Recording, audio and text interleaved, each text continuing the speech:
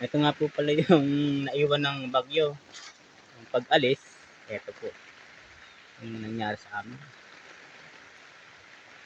aming halaman, sagingan. Sabi nga po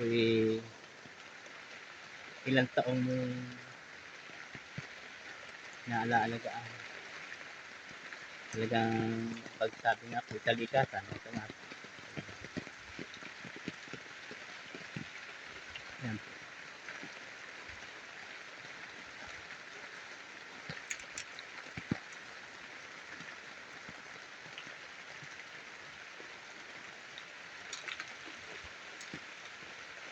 Yan po mga nabubuhay namin saging.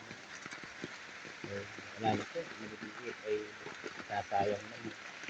Yan naman ho, pwede na, ay wala naman ho, basta bibigay. Gawa po ng dagsa. Marami pong tumba. Paano namin makikinabang na yun? Wala na pong makasaga. Tatanim na ho uli ng bago.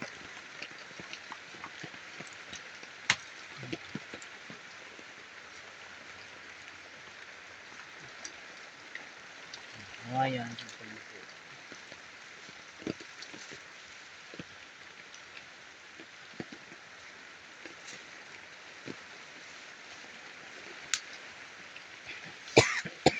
Magulo po.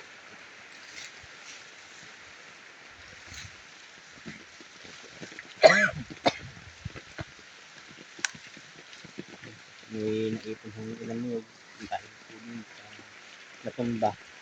Naipon pong niyog na natumba dun dahil sa kabila. Yan po yung mga niyog.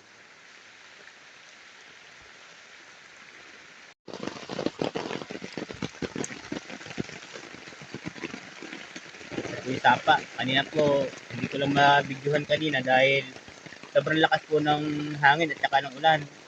Ayan po yung kanina halo apa po niya sa tulay. Sobrang laki. Yun po yung nililinis ko noon. Ngayon naman bumaha po naman pagkalaki. Kaya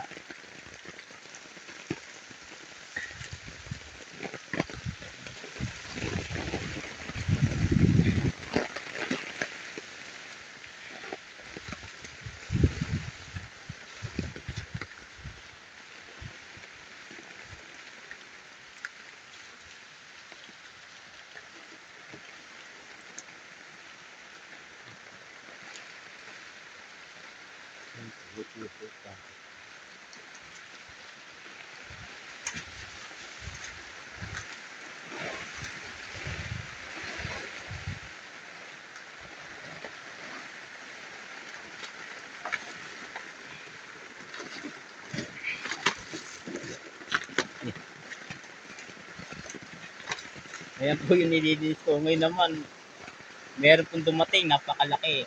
Bago po malinis na naman to, napakadami. Ayan po. Ala ko po tapos na ako sa paglilinis. Wala na pong ganitong darating. Dun meron na naman. Napakalaki. Mas malaki po rin. Nakakaroon po. Sana natuyo.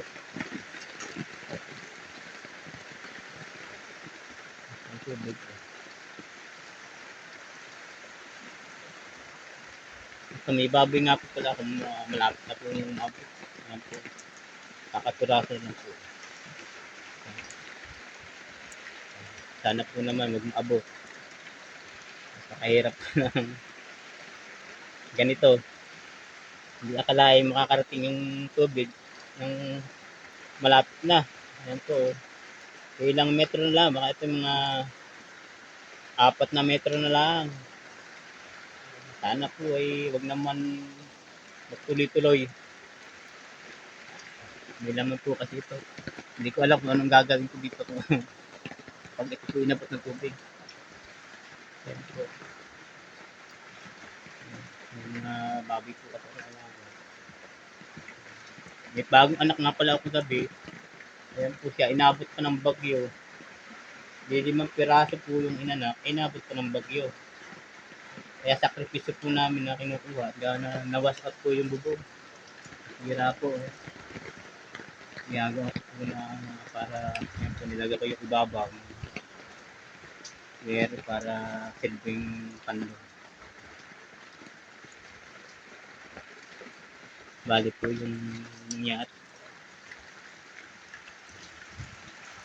Talagang ganyan po ang kalikasan, hindi na alam kung kailan darating ang ating mga baboy. Baboy nga po ito. Pagdating na malapit na yung tubig, hindi kumain na po ang gagawin po. Kasi mga sira na pati ng ating bubong.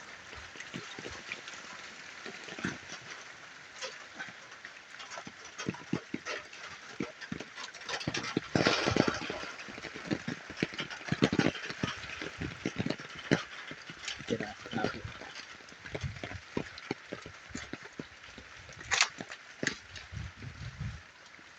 Sa pananimig tayo, bago pa na naman ho kami makapupunta.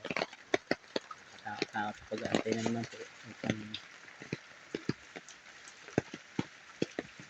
Makakuha uli ng saging na kakagain magulang.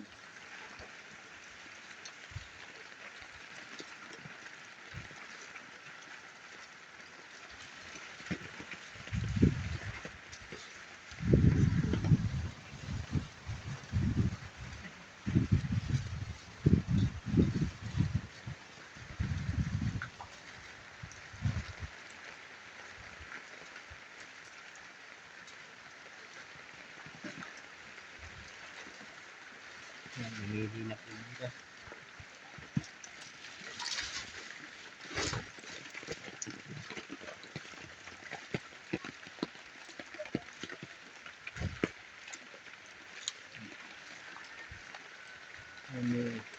Alam po yun, may kahoy ang ibabaw. Nalaglagan po na sanga ng mangga ang bubong ng aking anak. Eh, hindi pa ho namin na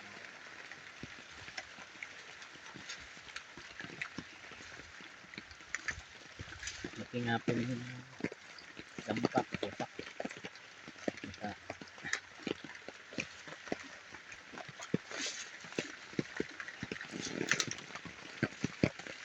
Yan po yung mangga.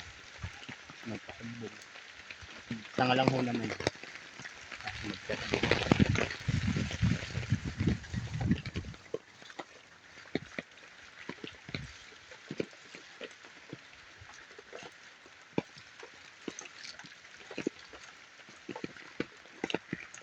Ito po ang nangyari sa amin. Kaya salamat. Yun po lang. Nakita po lang namin kung ano yung nangyari sa amin dito. Sa bayan po ito ng Magdalena. Sasakupan. Nasasakupan po ito ng barangay Salasan po ito, pero sakop po ng Magdalena. Ayan po. Hindi namin alam kung paano uli makakabangon. Sa katulad po namin na buhay bukid po lang. Yun po lang.